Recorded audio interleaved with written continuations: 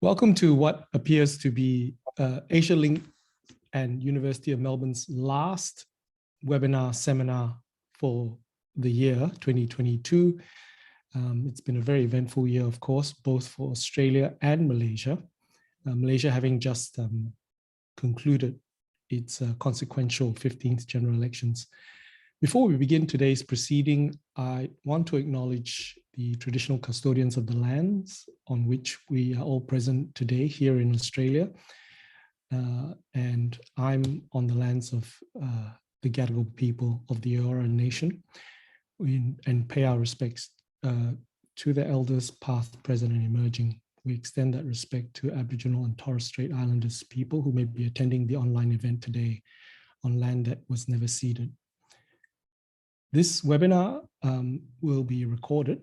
So if you have any questions for the panelists, please use the Q&A function on the Zoom box right at the bottom. And we will endeavor to answer as many questions as possible at the end of the session, at the end of some of the presentations made by our three distinguished panelists today.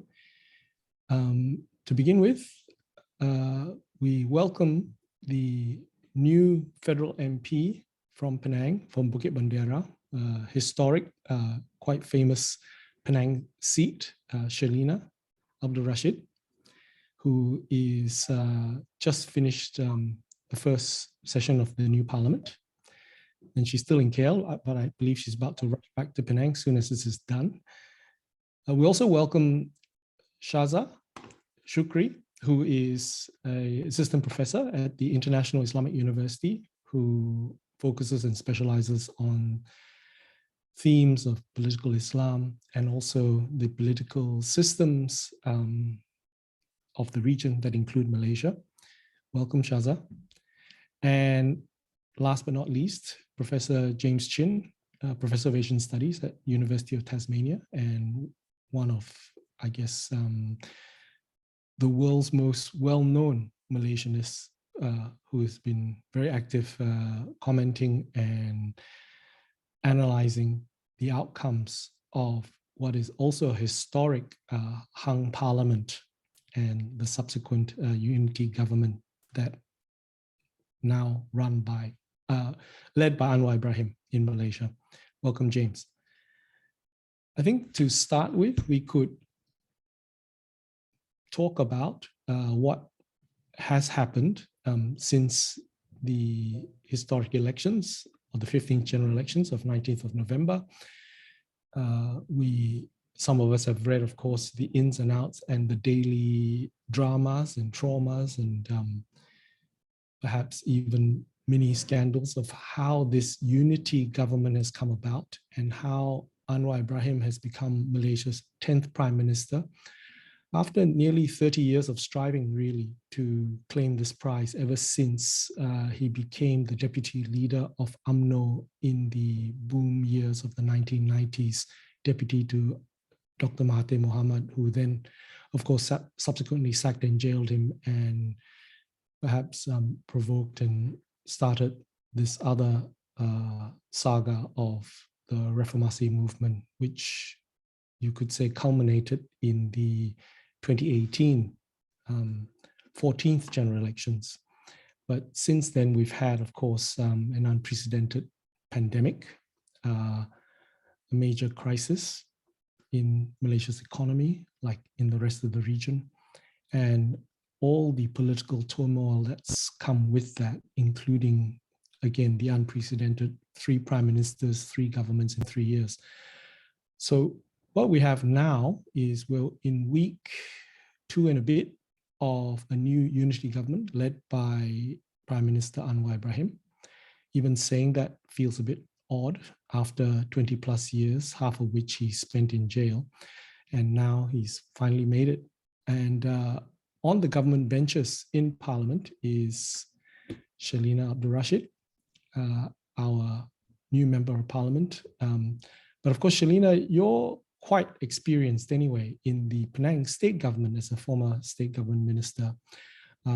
But this is your federal debut. And I was just curious to ask if you could perhaps start this off by explaining to us what this means, this 10th prime minister who's come to power in many ways in a very unusual circumstance. Well, thank you very much for this. I guess I'll start off straight away by saying that, you know, the events that has happened in the past month or so has been very surreal, especially for Malaysians, because you know, the victory that we felt this time around is very much different than what we felt in 2018. 2018 we saw Pakatan Harapan, you know, government, and then with, you know, like what you said earlier, the hung parliament that happened, you know, it wasn't something that wasn't expected. For quite some time, there had always been discussions about the possibilities of having this hung parliament, which happened, and which thrust the country into a different sphere. So in other words, now we're facing a reality in that, you know, the unity government, it's real. You know, it's a Pakatan-led unity government, and in it, there are a lot of challenges, because you have to create policies that can also help people of, you know, the people of other factions, especially rivals or parliamentary rivals and so forth.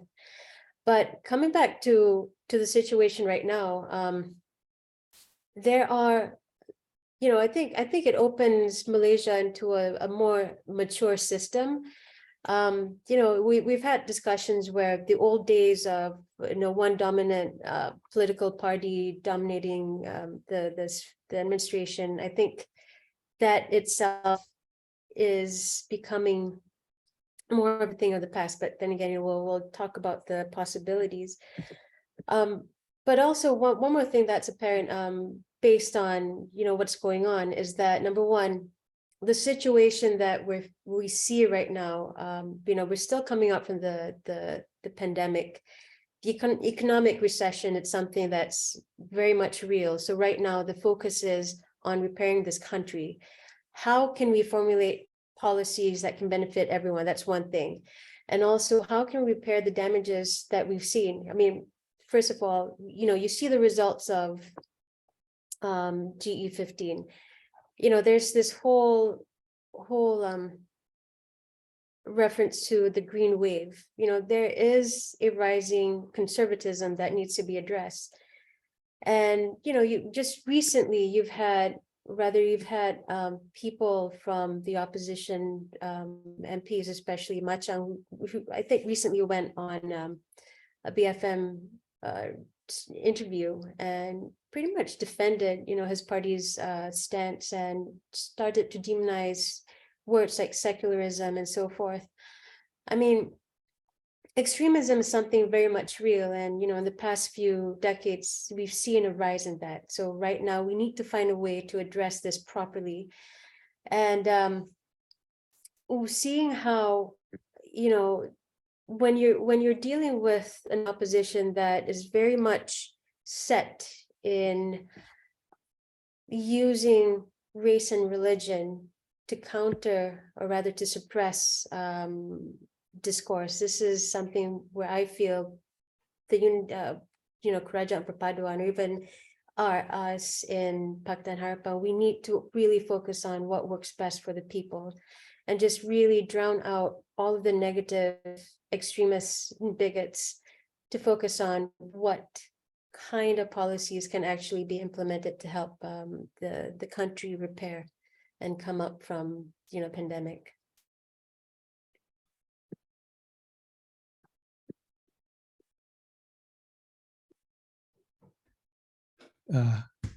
Sorry, I was muted. I suppose we could go further into this to talk a bit more also about what measures are actually achievable or feasible for this new government, which seems to have been, I guess, for lots of people, precariously put together with the former nemesis of Anwar, which is UMNO, led by Zahid Hamidi, who himself is facing 40 over charges for alleged corruption and so on, and how long he can stay as deputy prime minister, and forging it with a so-called Borneo bloc of significant MPs, minority of MPs. In all of this precarious political landscape of a patchwork of political rivals into a governing coalition, I was wondering whether we could hear how you see it, Professor James Chin, in terms of, Anwar finally getting to the PM's job, but how long can he hold on to do this and do something worthwhile? Thank you very much, Ken. Thank you to University of Melbourne for the kind invitation to attend this seminar. So my take on the election is, I think it's very important to understand there are several important things that happened in this election. The first is something that's alerted to by the previous speaker, which is the green wave. I think whether you like it or not, past performance is really quite remarkable, from 18 seats to 43 seats. So I think she has raised some really, really important question, whether this means a permanent realignment of rural Malay votes. That's number one. But there are several other issues which I think is really, really important that we should discuss, or Malaysians should discuss. Secondly is, I think this is the first election where clearly, because the political class could not come together or could not form a coalition together, that the royal institutions was dragging the Malay rulers, and they were forced more or less to pick a side and to ask somebody to form a government. This, as far as I know, has not happened in such a manner before in Malaysian politics.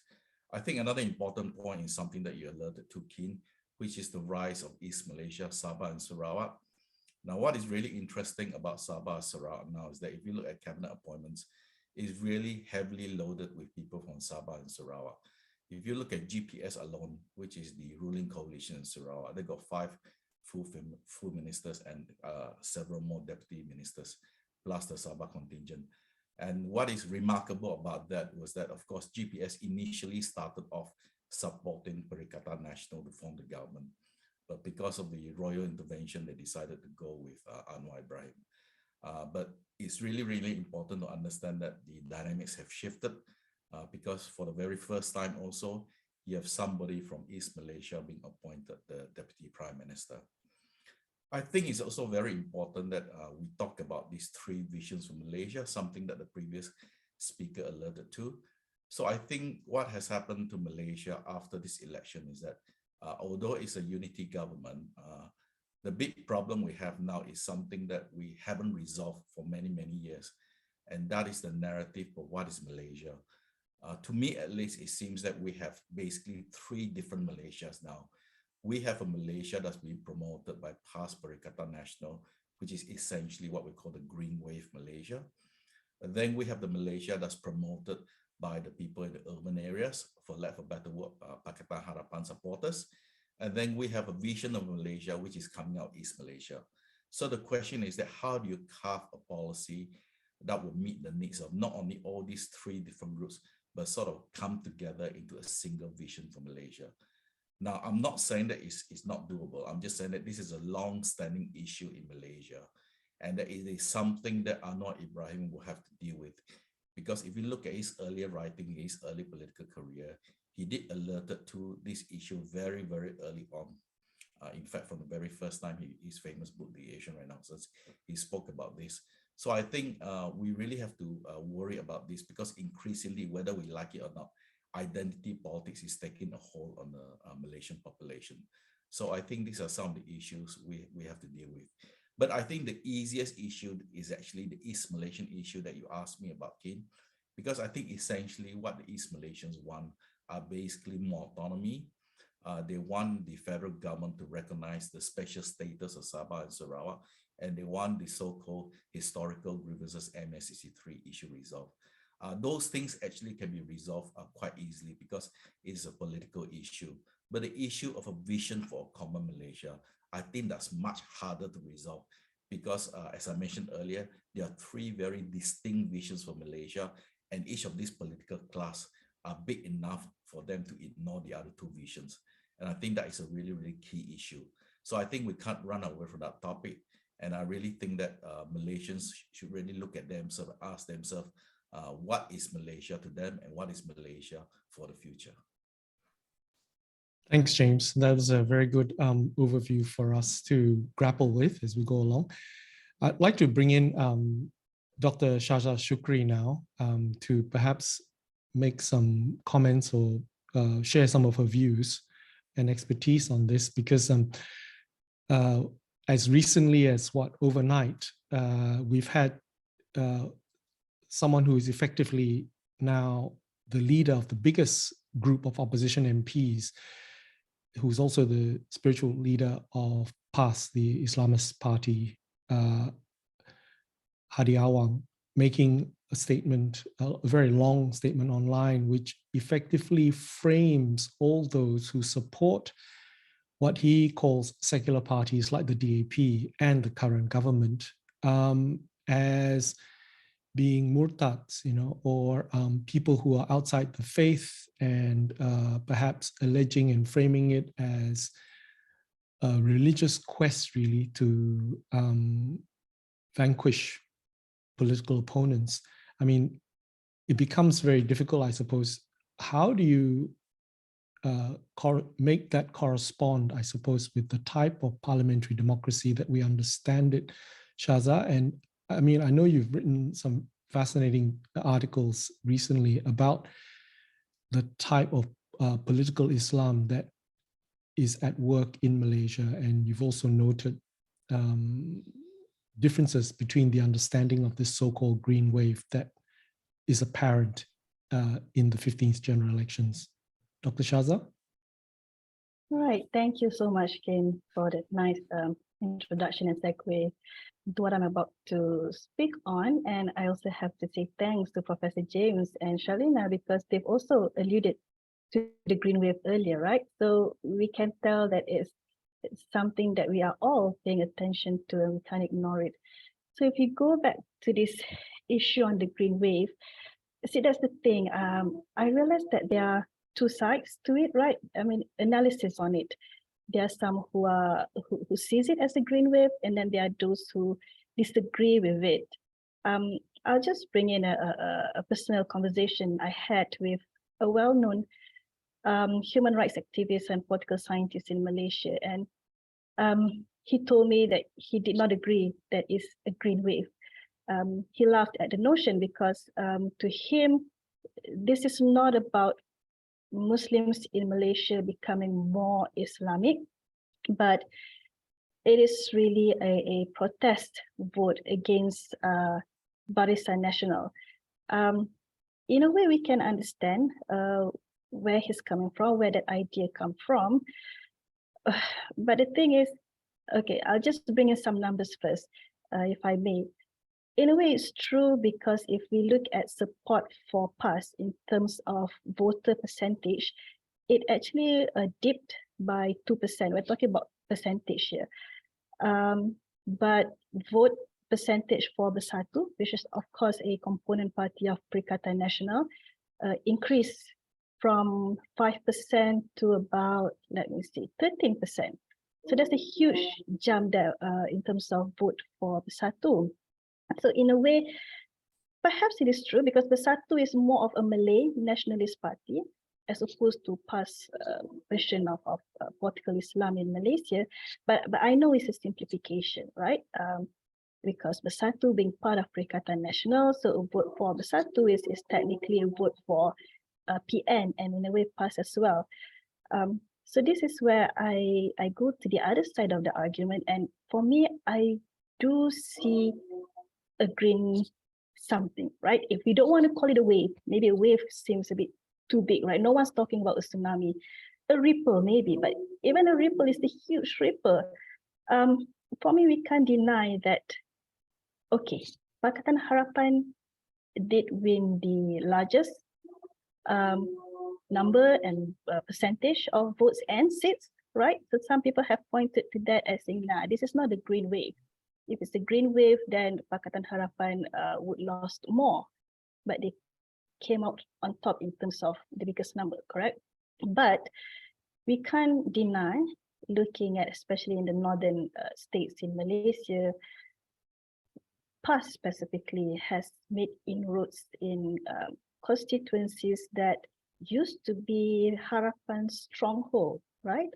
Like Kulim, Pematang Pauh, where Anwar Ibrahim's daughter lost, the by-election in Padang Serai.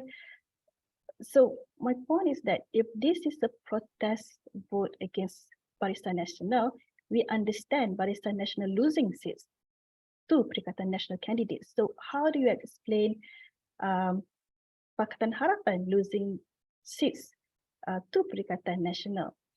Again, we can imagine the conversation, the argument going that, look, in 2018, when Pakatan Harapan won most seats, the majority of seats across Malaysia, is because the Malays, again, similarly, voted for them as a protest against Barisan Nasional and specifically against Najib Razak and 1MDB. But the seats that I mentioned have been Pakatan Harapan seat even before 2018. So what I'm trying to say here is that on top of the push factor of Barisan Nasional, you can't deny there is a pull factor here, that they are choosing Perikatan Nasional over others. Another example, if I may, if it's just a protest against Barisan Nasional, they could have easily voted for Mahathir's Pejuang if they wanted. But as we know, Pejuang lost all the seats that they contested in. So again, my point here is that there is something about PAS and Perikatan that attracted people. So here is where we go into this conversation about what is it about PAS and PN. So for me, of course, I don't put the blame, or how should I put this? It's not squarely a religious issue, right? It's not a fault of Islam or even political Islam. We know, if we look at Malaysia's history, we've experienced this rise in Islamization in the bureaucracy, in society for the past 40 years. Right? We've seen it, we've experienced it, we've felt it. But this Islamization for me is shallow. So that's why I say it's not Islam's fault, right? The Islamization that we've seen is based on just rote practice of the religion, and to an extreme, to this emphasis on implementation of so-called Sharia law, but they're not talking about the spirit of Islam, about things like maqasid or Sharia, the objective of the law itself. So when PAS, as a party that speaks on this level of Islamization, this shallow level of Islamization that I mentioned, easily they can garner people's attention and more than that, people's vote, right? So the question now that we want to ask is, why 2022? Yeah, it's been 40 years in the making, we understand that, but this wave happened now. One of the, I guess, explanations that I've seen thrown is that, oh, this is the youth's fault, right? Because for the first time, 18-year-olds and above can vote. And at the same time, we see this wave. So there must be something going on here. But for me, that's a fallacy, actually. Perhaps there's a correlation, but I don't see a causation, because the youth vote, I think, is not enough to actually cause this swing. And anecdotally, if I may, from friends and associates who were counting agents on the night of election, they've informed me that the youth vote are actually split between PH and PN. It is actually the millennials, the 30s and 40-year-olds. They are the ones who voted strongly for Perikatan Nasional. So here we go to another question in trying to understand the psyche of these millennials, these 30 and 40-year-olds. Why they swing towards Perikatan Nasional?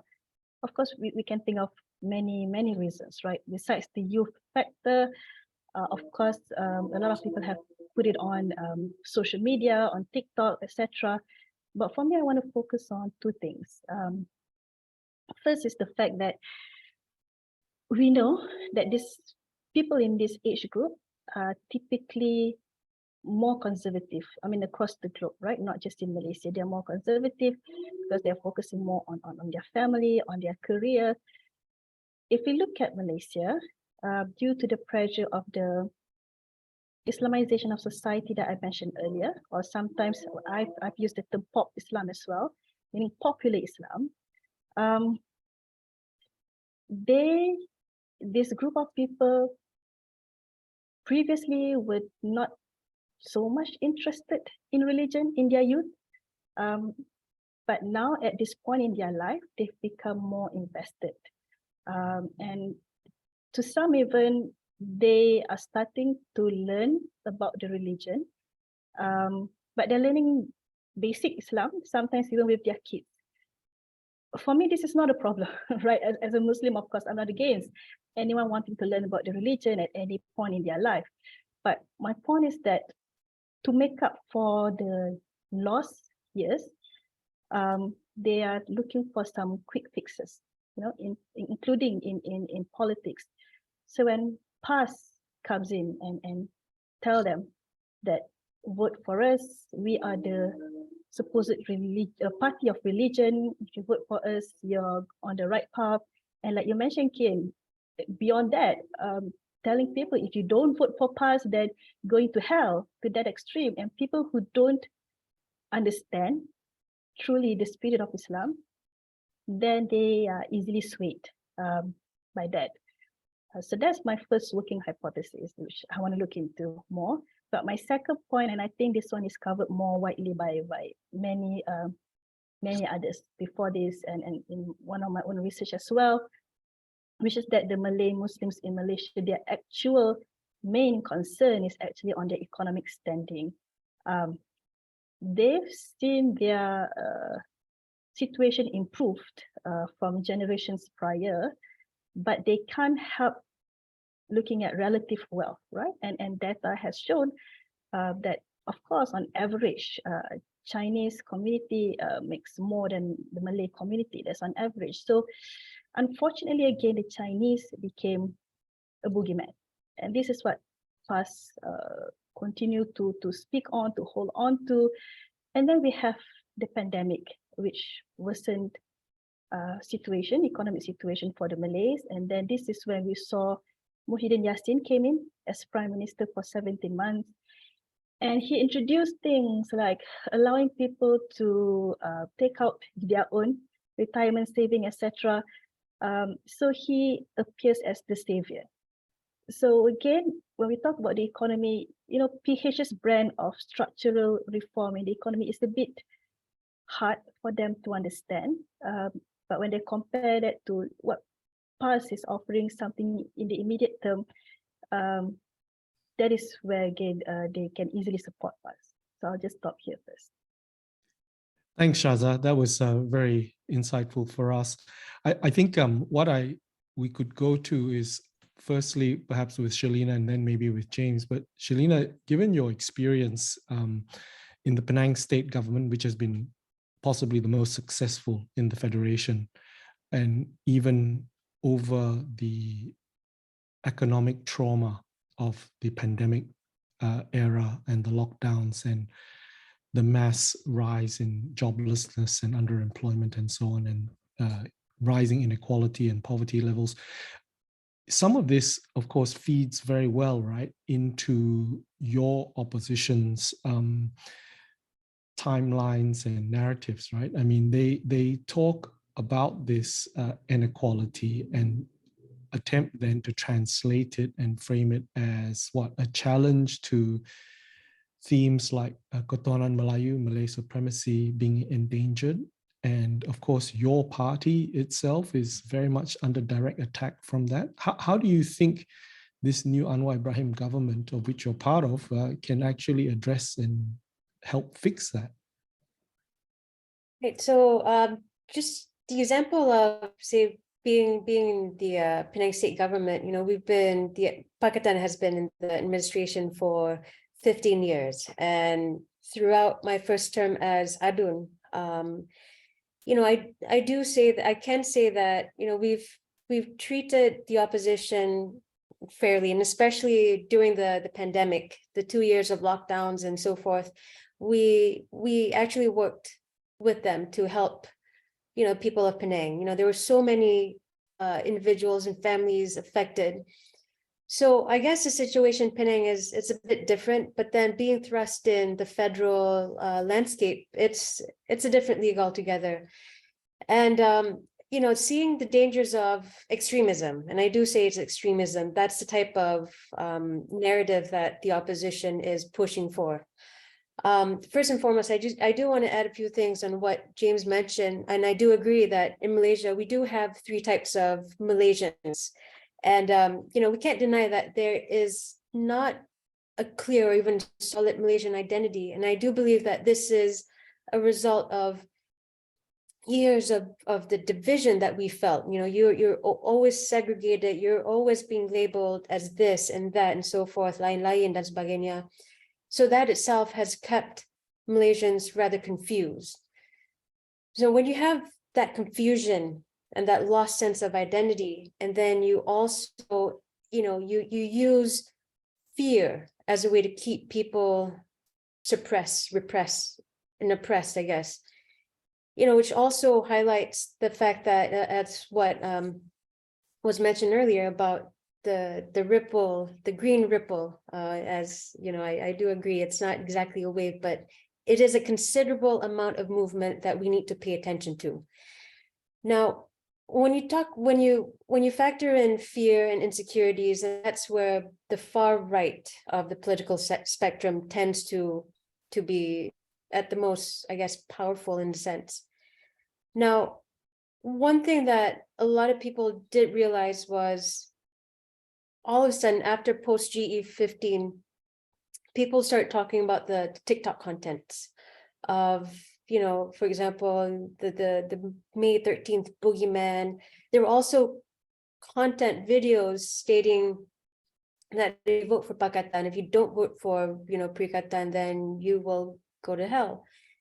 So it all boils down to the fact that right now, the focus should be on increasing political education. You can say that, Undi 18, the considerable amount of youth voted, and also, the millennials did vote for Perikatan. Yeah, and right now we should focus on fact-finding and figuring things out in a way that we can better structure in the next 5 years. TikTok, I'll just give an example. Like the algorithms that exist for TikTok it's weird. Even I myself, I can't explain. But what it does is that it keeps people in a constant echo chamber. So, for example, mine, it's just filled with cat videos because that's all I watch on TikTok, right? But then when you have other people, they watch different contents, and that's that little loop. So what it does is that it keeps people in a loop of misinformation. And the only way for us to combat that is through education. And this is where, again, political education needs to be reformed. We need to find a way to teach our young, even the adults, on how to digest information. Because right now we live in an age where information is so easy.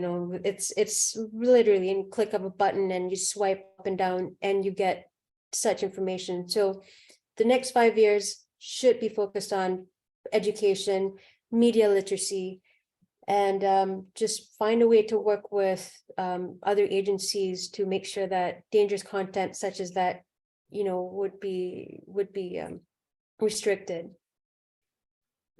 Thanks, Shalina.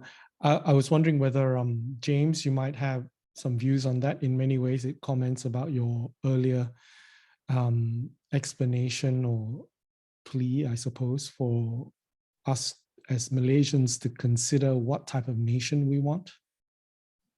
So I think just to add on to the previous speaker, I think it's really important that Malaysians should have a bare minimum, sort of a bare agreement what Malaysia should be. The last time we did it was during Rukun Tetangga, which is the 5 core beliefs of what Malaysia should be like. And after that, there was another attempt, and that attempt was basically Mahathir's Wawasan 2020 plus his idea of Bangsa Malaysia. But they all fell apart because my understanding is that the Malay ground pushed back very, very strongly.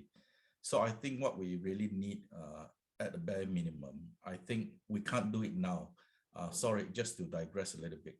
My take is that the Anwar Ibrahim government now, the first priority besides what Selina has mentioned, which is economic recovery, is that they have to claw back in the next year's state election, because everyone is using that as the baseline argument about whether there is such a thing as a green wave or green ripple, whatever you call it. So they have to concentrate on winning, at least in my point of view, they must win 4 out of the 6 contests. And if they lose, if they just win 1 or 2, I think they'll be in big political trouble.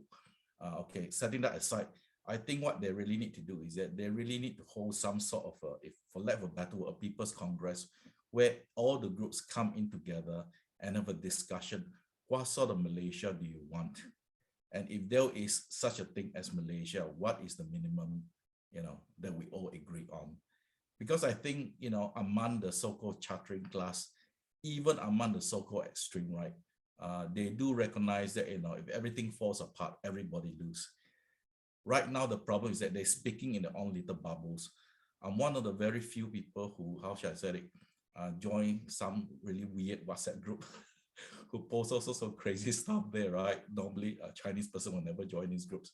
But I've been reading a lot of stuff that, you'll be very, very surprised. And I'm in some so-called non-Malay Bangsa crowd groups.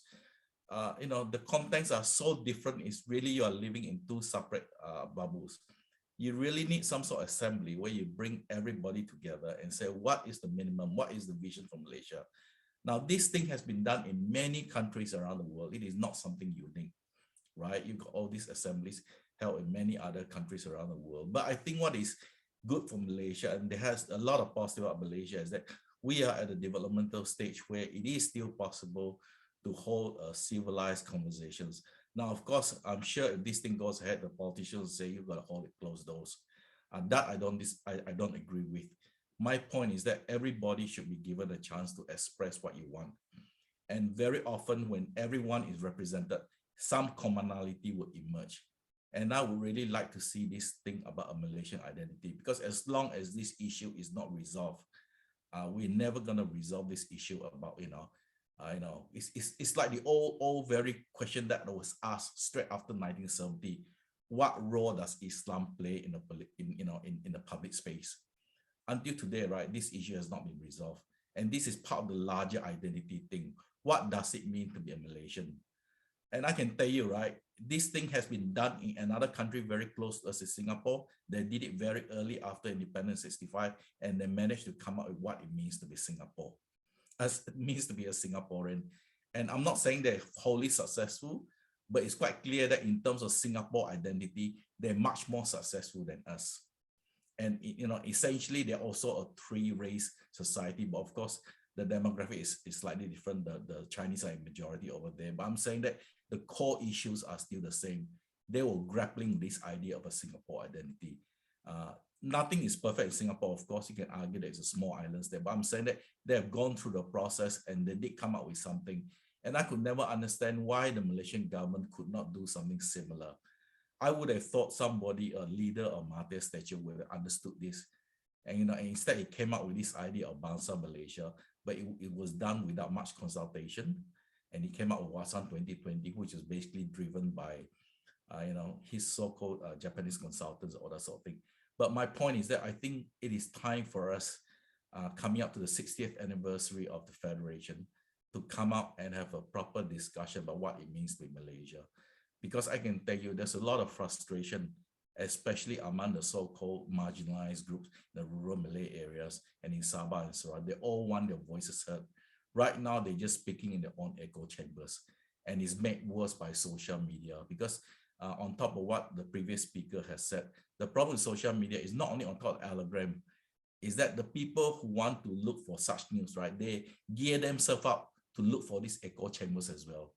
So it's sort of a double whammy. Not only is the system pushing you to listen or watch certain type of things, you yourself are reinforced and go and look for these groups.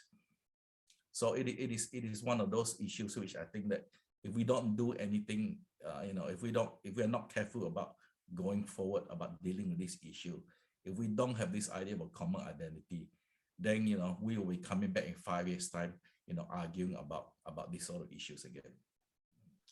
Thanks, James. That was very useful. I guess what we're really looking at now is the immediate problem of the new Prime Minister and his government having to tackle pretty difficult economic circumstances, not to mention a lot of problems that will arise from the big flooding events happening right now across the peninsula. And then the medium term or the next 12, 24 months problem of having to win critical state elections, as you point out, in the face of current opposition, and having an Anwar Ibrahim government with enough credibility to host some sort of Malaysia Future Congress, a congress about what Malaysia should be. That would require some political capital, which I wonder whether he will have enough of to use, to burn. I was thinking that maybe we could try and tackle some of the questions that have now arisen in the Q&A. I welcome all of you who are watching who would want to participate in this to just type in some questions for us in the Q&A. To go off these questions first, they are addressed to Shalina, to Shaza, and also to James. In no particular order, I was just going to start with this one from Greg Lopez at Murdoch Uni. How is extremism defined in Malaysia, and what constitutes hate speech, lies, slander, and fair comment? I think this is really addressed to a lawmaker like you, Shalina. Is there legislation to define this, and are the courts, the police, the new Home Minister sufficiently independent to address this in a just manner? So I'll try my best to answer this. Yes, currently right now, I guess the best is you define extremism by putting forth ideals that go against universal values and things that just go against basic human rights. But basically, we do have laws, and it's actually quite fitting and timely that this question came about, because just recently there was a whole discussion where the new Home Minister has said in a statement that he feels it's not the right time to repeal the SOSMA. And what was it? Just yesterday, on my way to Parliament, there was a gathering of a protest of some sort. But here's again one of the challenges of the current government, which is we do have a lot of reforms that needs to be done, and this is where the real challenges lie. As much as we want to push for the reforms, it goes back to questioning is it the right time right now, because we do have state elections coming soon, and we're also dealing with an opposition that's just really hell-bent on using extremism. But pushing forward, we do have to also look into how such things are being executed, how such things are being enforced, and it boils down to also empowering the other police officers on how to handle these cases. For example, when we talk about Sedition Act, we all know it's a law that prevents content that's deemed as seditious. But then what exactly is seditious? Because we also have within the Constitution a Malaysian social contract that also protects the rights of certain groups. So there's a lot of, again, fact-finding that people need to do, and this is one of the main responsibilities, or rather the main things that the current government and the present lawmakers would have to sit down and really work towards. And I was just wondering, Shaza, whether you might have a view on this. I mean, are such laws actually going to be effective in addressing those concerns you've raised as well about the way the politics is played? Meaning the current law or what we want something to happen? Current law, I think not enough. It's definitely not enough. I mean, I like that Shalina mentioned, obviously, the Sedition Act, right? One thing that I always don't like about it is one of the things that is the problem is supposedly if you annoy something, right? The word annoyance is there, which I find very problematic because it's subjective, right? It's up to a person's interpretation. Thus, it can easily be politicized, which obviously it has been politicized. So it doesn't deal with the problem of extremism in Malaysia, because as we've been talking about, the political environment in Malaysia right now it's always been problematic, but now it's become more so with identity politics. Specifically, of course, I'm talking about the extreme views of certain Malay Muslims, and thus I feel no one really wants to touch that as an issue. If I may say, I feel like the problems that we're facing in the country today, in terms of the economy issue, and you mentioned, Kian, about the floodings, it's kind of like a blessing in disguise for the government, even though I don't like to say it that way, because it pushes these reforms on regarding hate speech further. It's not our immediate concern. So they don't have to deal with it, and it's not easy to deal with it, as all of you have pointed out. And that's the thing. First of all, Malaysia is not politically mature, like the speakers have mentioned, about respecting the rights of each other. And when we talk about hate speech, right, people don't understand the difference between hate speech and dangerous speech. Of course, in the name of freedom of expression, you can disagree with anyone that, as you like. No one's gonna stop you, right? You don't agree with me, fine. But when it comes to dangerous speech, we don't make that distinction yet. Hate speech is one thing, but when you go down the road of actually inciting hate to a point that people could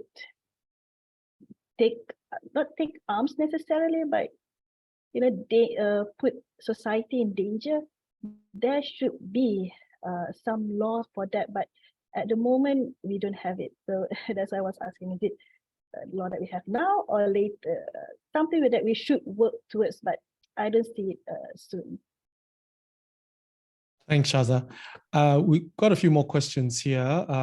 One's addressed to James, but I think all of you can answer it too, and also to Shalina. It's about the old faces still dominating Malaysian politics.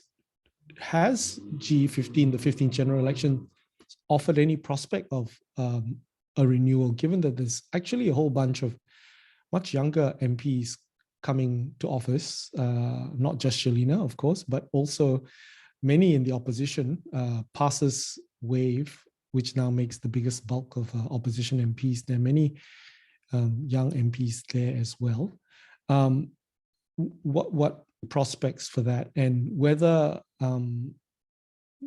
this risk of perhaps ongoing political instability because of the way the coalition has been put together, which includes UMNO. I mean, will this hold together and not have a repeat of so many prime ministers in so many years going forward, given the uncertain economic times as well?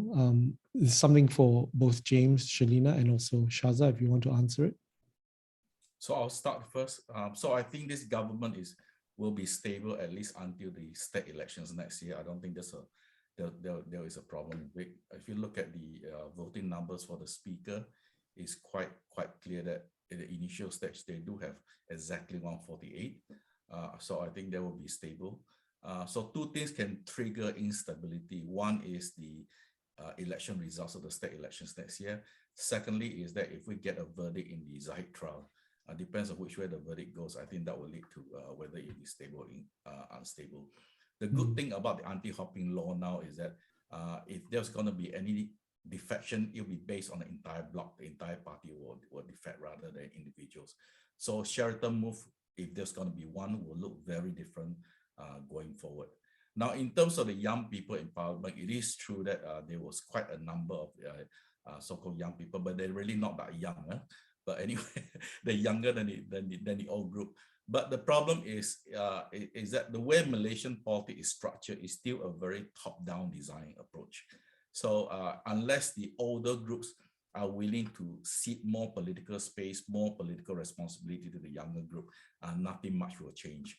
So the way leaderships, political leadership, especially on the government side, the way it works is still very much a top-down system. So it is not the number of younger people, it's whether how much space the people with power, the older group, wants to give way or give more responsible to the younger MPs. Shalina, do you have a view on this? Yeah, just a few things. Like, first of all, I do believe that political maturity, it takes time. And, in that sense, Malaysia is still very young. I mean, let's not forget that, prior to 2018, Malaysia had only experienced one government, one system for over six decades. And then we finally changed that. And then there was a lot of chaos that happened in between. And then now we're in a situation where we have a unity government. So I want to be optimistic about where we're heading as a nation. We will get there, but, let's be cautious. Let's be aware that before we get to that level of political maturity that we envision, there will be a lot of interesting challenges that we would have to try to overcome. But regardless of what happens, for us in the Kerajaan Perpaduan, the three main areas we should always focus on would be, the economy, healthcare, and education. And that, just trying to find ways to help the country, that should always be the main focus right now, I mean, irrespective of, ideologies and whatnot. And as what I see us happening right now post GE15 is whatever it is, our goal right now is to keep Malaysia moderate, I guess, just keep it functioning and keep it logical and keep, extremism out in the system. And do you think that structurally it's possible in terms of trying to implement, I don't know, effective types of policies within the parties, or, enable or bring forward more parliamentary select committees to engage so many MPs, new MPs, in fact? Something that I don't know, I think Shaza and I had, briefly, mentioned or discussed as well, right? What type of structural reforms are possible? Definitely pushing for parliamentary reforms, seeing more, select committees, that would be definitely a way forward. But, having this government, it's kind of like, it's a big family. Sometimes you don't get along with certain family members, but you still have to sit down and discuss to find out ways and how everybody can get along. And that I do see happening right now. And this is where Anwar, has such a mammoth task ahead. He's waited for a very long time, and I do have faith that he will do what's best for the country. It's definitely challenging. It is, I can't lie. So, but in the meantime, as James points out, we have about 6 months before the first lot of state elections. So there's actually not a lot of time, is there, Shaza, for instance, to try and tackle some of this mindset change or narrative change you suggested? I totally agree with you. I don't think we have enough time. I mean, James mentioned that the government needs to win at least 4 out of 6. And when I heard that, I'm like, ugh, I somehow don't see that happening. I'm maybe too pessimistic, but 4 out of 6 states that's coming up. That's a very mammoth task for the Pakatan Harapan government. even working together with Barisan Nasional, it might not be enough because, like we've discussed, Barisan Nasional is tainted. So they're not much help in a way. So 6 months is really not enough because what we're looking for is really long-term change. Like Sharina mentioned, that we're looking for a more mature Malaysia in terms of as a nation, politically, and these things obviously don't happen overnight, and I don't think it is going to happen within 6 months. Though I don't want it to happen, but I foresee this green ripple will reach these 6 states, and thus would make governing much more difficult, like James said, much more difficult for Anwar and his government. But if they can, a big if they can hold on to this Kerajaan Perpaduan, this is the long-term aim anyway, to change people's mindset economically, as has been mentioned a few times.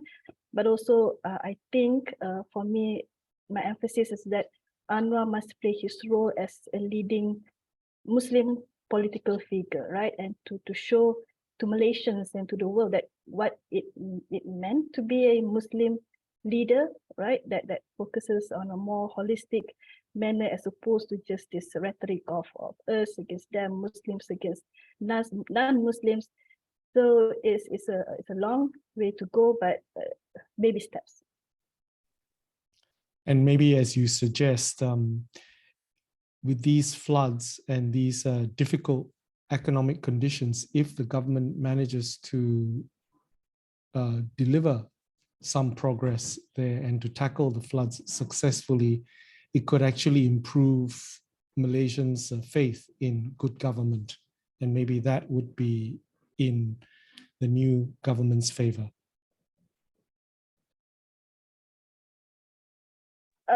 Hopefully that's what we're hoping for, we're praying for, right? But again, maybe I'm just too pessimistic, but looking at the ground among the Malay Muslims, it has come to a point that it doesn't matter. They just have decades of frustration that even when you show them good governance, for them, they will just say, that's what governments do, right?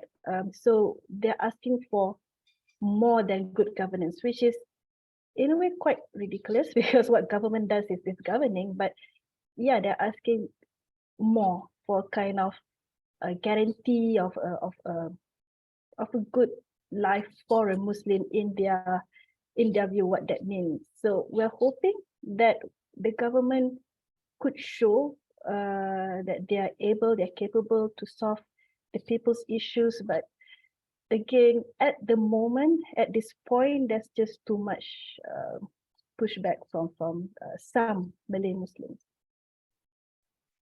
Thanks, Shaza.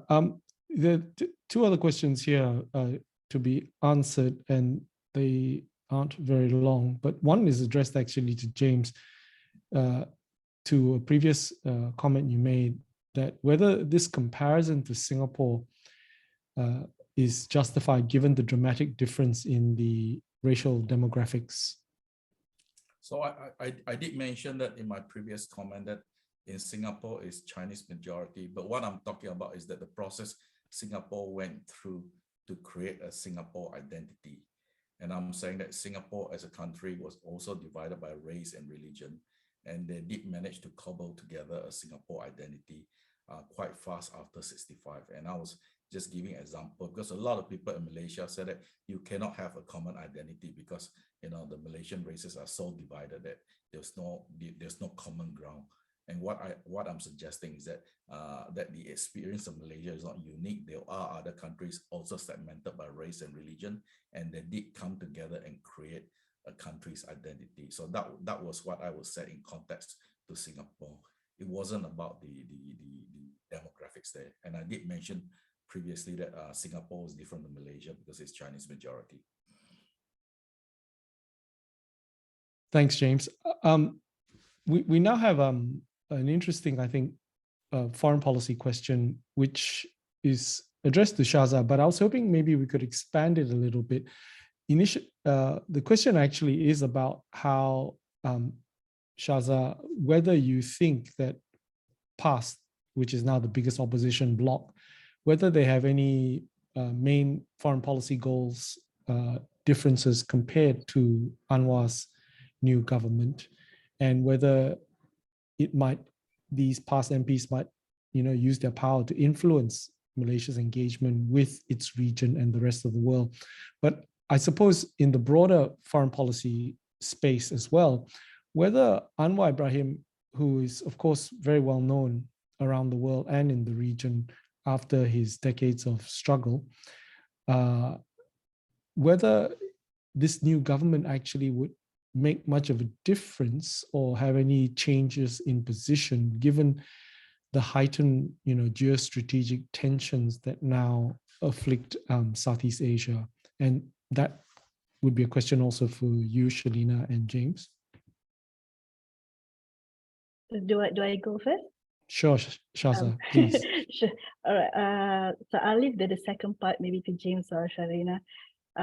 But the question on PAS foreign policy, maybe I'll start by actually speaking of Anwar first. We're talking about him anyway, right? Today.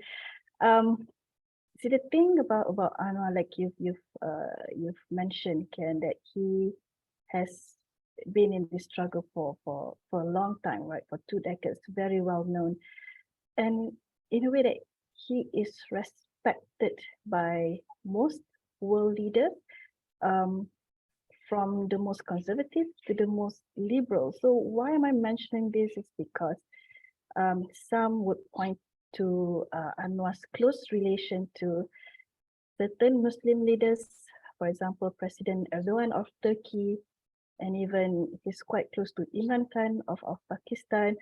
And unfortunately, like these two figures, well, people question their leadership style, right? And unfortunately as well, it has been conflated with Islam. So people question if Anwar is within the same, I guess, headspace and leadership style as them, which is a kind of populist leadership with Islamism at the back. But for me, it's not necessarily. I think, like I said earlier, Anwar is just someone that commands respect from most leaders, including and especially in the Muslim world. But it doesn't reflect his leadership style, I think, and I hope. So that's on Anwar's government. Going to PAS, I don't see them having a real foreign policy agenda, except support for certain groups of people that align with them ideologically. I know a lot of people like to point to PAS's support for the Taliban, immediate support for the Taliban takeover last year, as proof of where a PAS government would lead to. But I think more worrying than that is they don't really have a proper foreign policy agenda. So that's not good for Malaysia if they ever come to power. And I'll let James and Shalina continue on the other part.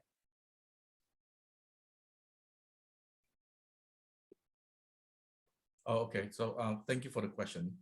So I think in terms of Anwar Ibrahim, I agree with what the previous speaker said. He is very well known internationally, but I think his influence will be limited now, not because of who he is. I'm sure if he were to pick up the phone to any world leaders, they will be happy to talk to him. So he will have access. I think in general, I think a lot of so-called Western countries were very happy that it was Anwar Ibrahim who became the prime minister, because they were a bit worried that if the other side has gotten in, things will be much more difficult.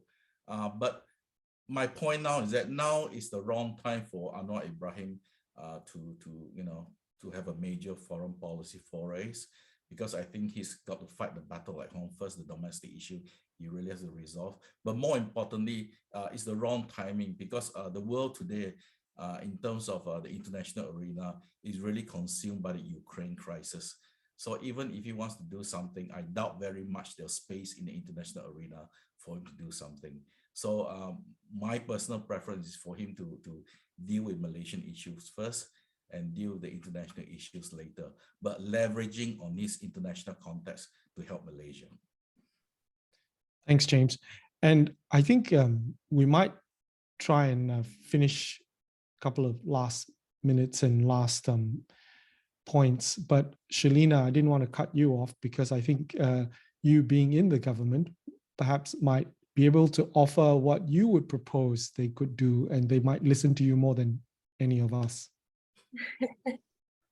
Oh, I disagree. I'll just say I do agree with both speakers about what's going on. I do agree that PAS doesn't seem to have any clear vision, any policies other than using race and religion.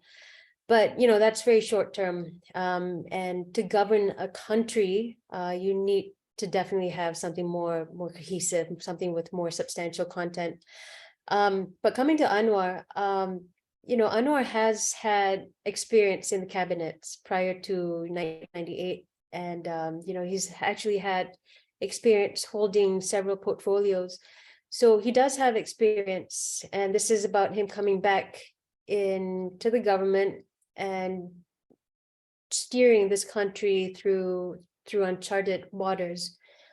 But already you've seen the changes that he's done. For example, he has already cut down the number of ministers and deputy ministers. That's one. And but yeah, right now the focus is internally. The focus should be domestic. Foreign policies would be probably after PRN, the state elections, because we might have 6 months or we might have less. So it's a race against time. And also in February, that's when the budget will be tabled. So most of the concentration would definitely be domestically. What can Malaysia experience? So really a lot of uncertainty even in this coming quarter, and watch this space. Any final words from you, Shahzad and James? So my final word is, I think there is a lot of goodwill towards Anwar Ibrahim, and I think there's a lot of goodwill over this government as well. But I think a lot of people, especially the chartering class in Malaysia, a lot of them are actually holding back. Part of it is because, as I mentioned earlier, is because of state elections next year. And also, I think, as my friend Shahzad has mentioned, they are not sure about whether the green wave is a permanent realignment or it is a temporary thing. So because of that, a lot of people are holding off. I think the final point I want to make is that I think it's really, really important for the Pakatan government 2.0 this time.